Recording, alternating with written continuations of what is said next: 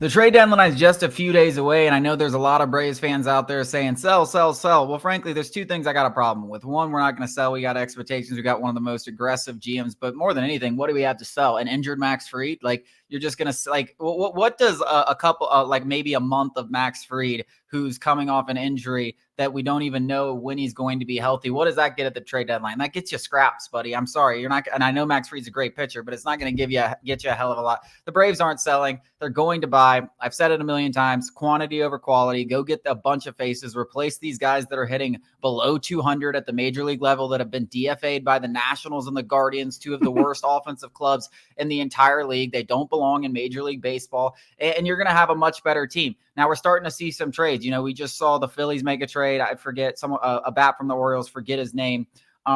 We just saw Randy Arozarena traded last night, a guy that we were really high on and we thought would be a good fit. But as we say, the Braves don't have a lot in terms of prospects. So if they're going to make a bunch of trades, like I think they have to, they're not going to, even a Randy Arozarena is probably a little bit out of their price range. So think smaller.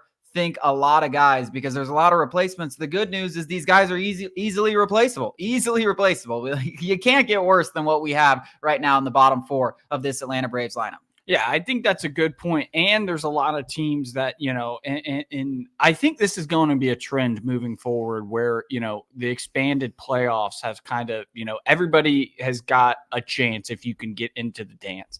We say that all the time, and it's a thing for a reason. Because baseball is a crapshoot for the most part. But a lot of teams, including the Rays, who traded Randy Arozarena to the Mariners, are going to be buying and selling. So I think there's more than just buyers or sellers. There's teams who see a niche, who are, they don't want to spend, but they're still competitive. And, you look at the Rays and teams like that who are maybe, selling off pieces that are on expiring deals, or in the Rays instance, they just don't want to pay Randy Arozarena's salary next year. So I think, in other instances, like the past 2 years where there's not a ton of sellers, this year is different, and which is great for the Braves. My whole point is basically there's going to be teams that are selling, pieces that you're going to scoff at. But the fact of the matter is those pieces that you're scoffing at are a tremendous improvement over what the Braves currently have in-house. And that's the biggest point, is we're trying to just get back to like net zero. Honestly, we're in the red, and a lot of this lineup is in the red. All we have to do is get net zero, and we're going to see a drastic improvement. We don't have to go and get somebody who's got an 800 plus OPS. It would just be nice to have somebody with a 7 in front of their OPS, not a 6. Hell, I'm sure there's some Braves, I'm not sure, have a 5 in front of all of them. I mean, every single one of them. Yeah, Adam so maybe Duvall, a 6. Rosario, maybe we just need some guys with a 6 in front of their OPS. Arcia and Nacho Alvarez, all below 600 OPSs. I mean, it's absolutely pathetic. And I think the one thing Braves fans can lean on, if you're doubting this, is there's this guy called Alex Anthopoulos. And I've said some things about Alex Anthopoulos where I don't agree with everything he did. Didn't like the William Contreras trade. Didn't like the way that the Freddie Freeman thing panned out. But the thing that he's been the best at is finding guys that nobody else is thinking of and putting them in a different role. I mean, you talk about Ronaldo Lopez and Chris Sale. Those guys are the perfect examples. But then go back to the 2021 trade deadline, and no one really saw what we saw in Jorge Soler. Nobody saw what we saw in Eddie Rosario at those time points. And, you get hot, you win a World Series. And this is kind of like Alex Anthopoulos' forte, like finding like people, what undervalued guys, an island of misfit toys, if you want to call it that.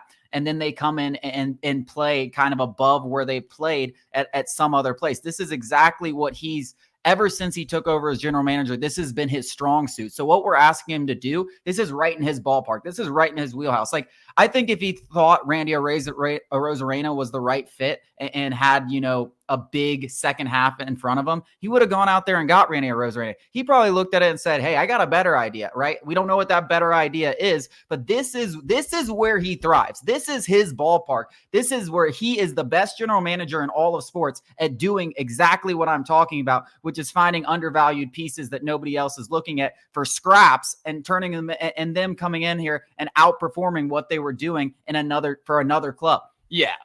Let's just get one thing perfectly clear, that the Braves season and postseason, the rest of the season, rests on Alex Anthopoulos' shoulders. We can all look to the injuries, Michael Harris, Max Fried coming back. That alone does not move me whatsoever. We just had a full season with Max Fried up until this point, and even with Max Fried, we were obviously not good enough. Even with Michael Harris and Max Fried back, we're still not good enough. The season solely rests on Alex Anthopoulos and what he's going to be able to do with this trade down. It is that simple. There's nothing in-house that is changing. There's nobody that's coming in and he's going to replace all of these bums in the outfield, all these guys that should be playing in either AAA or just out of the league completely, maybe a men's softball league. Nothing is changing other than external additions, and it's all on Alex Anthopoulos. Like, I at one point during, maybe a month out from the trade deadline, I think there was some hope. It was like, maybe we don't need to rely on Alex Anthopoulos that much. Some things may turn around. Maybe Jared Kelenic proves he can be an everyday player. Mike Harris comes back quickly. Adam Duvall isn't a potato. All these things. All of that is out the window. Like, our only hope is that Alex Anthopoulos pulls off some wizardry.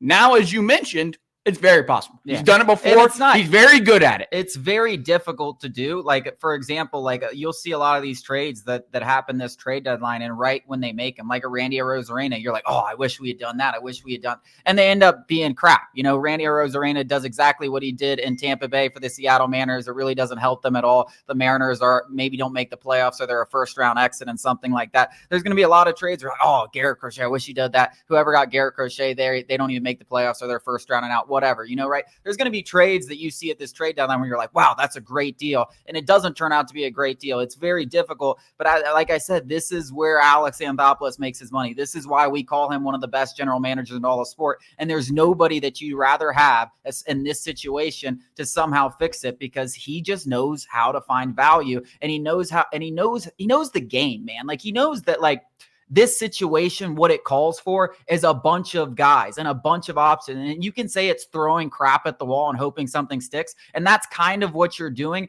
But he knows where to find the best crap. Like, like if that makes sense, right? He knows where to find it. And this is what gives you hope, right? Like, Alex Anthopoulos has proven he can do this time and time again, whether it's the offseason, the trade deadline, or whatever. That's what gives you hope right now. And that's the only thing that we're hanging on by a string here. It's all Alex Anthopoulos. Well, it's like you're looking at the 2024 Braves and you have Chris Sale and a bunch of crap, right? Yeah. Like that, and you can say Ronaldo Lopez and Max Fried and Marcell Ozuna and toss them in there, but the rest of it's a bunch of crap.